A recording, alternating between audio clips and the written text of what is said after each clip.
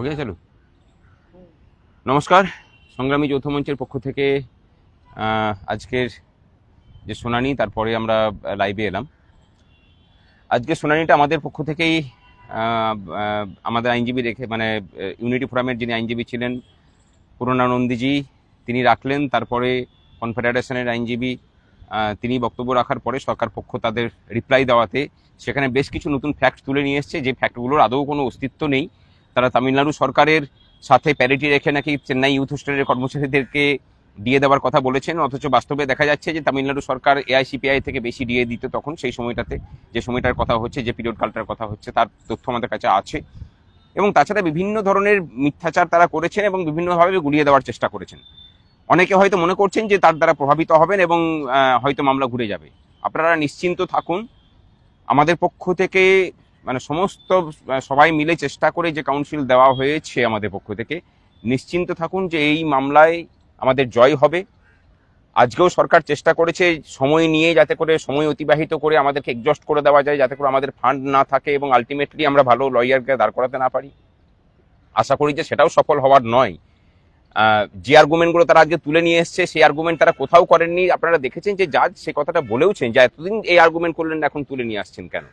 অর্থাৎ কোর্টকে প্রতিবার গুলিয়ে দেওয়ার যে প্রচেষ্টা, সেই প্রচেষ্টা আজকেও জারি ছিল। এর আগেও আমরা সেটা দেখেছি, সেগুলোকে সব খণ্ডন করা হয়েছে।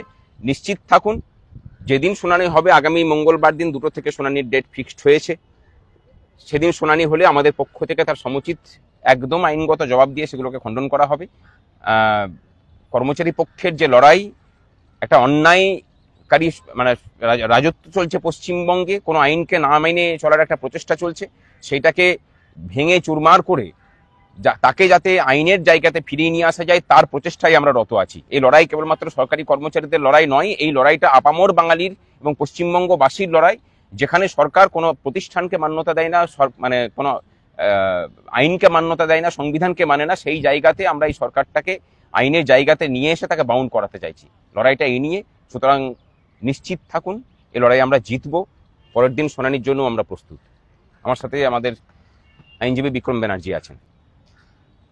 একটা নতুন পয়েন্ট ওরা তোলার চেষ্টা করছে যে রোপাতে এই এন্টাইটেলমেন্ট অফ ডিয়ারনেস অ্যালাওয়েন্স নেই, এটা দুটো ক্ল্যারিফিকেটরি মেমোরান্ডামে আছে। সেটা নিয়ে আজকে জজ সাহেবরাও আপনারা দেখেছেন কোর্টে বলেছে যে এই পয়েন্ট তো ট্রাইব্যুনাল বা হাইকোর্ট কোনো সময় তোলা হয়নি, শেষ সময় এসে তোলা হচ্ছে। সেটার জবাব আমাদের কাছে রেডি আছে, যেটা আমরা যখন প্রকাশ্যে বলছি না, আমরা যখন হিয়ারিং করব তখন আমরা জানিয়ে দেবো। কারণ এখনো কপিল সিব্বাল স্যারের বলা এখনো শেষ হয়নি, তা ওনার জন্য মঙ্গলবার দিন আবার উনি বলবেন।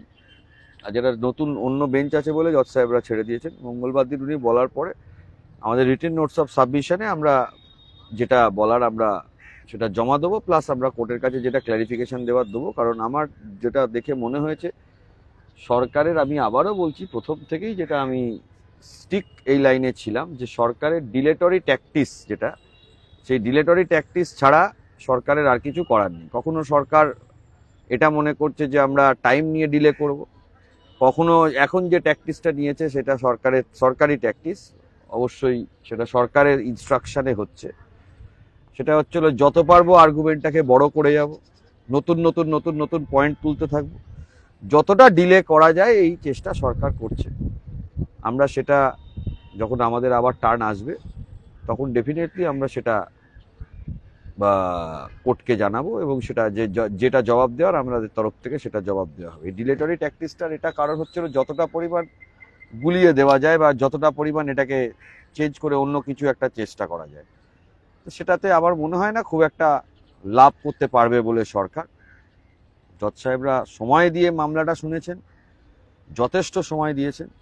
এর জন্য আমি সুপ্রিম কোর্টকে, আমাদের খুবই ভালো লাগছে সুপ্রিম কোর্টে যে এত সময় দিয়ে সুপ্রিম কোর্ট মামলা শুনবেন। আগামী মঙ্গলবার দিন মামলা হলে তার জবাব আমরাও দেবো। কপিল সিব্বল স্যার কি বলেন দেখি।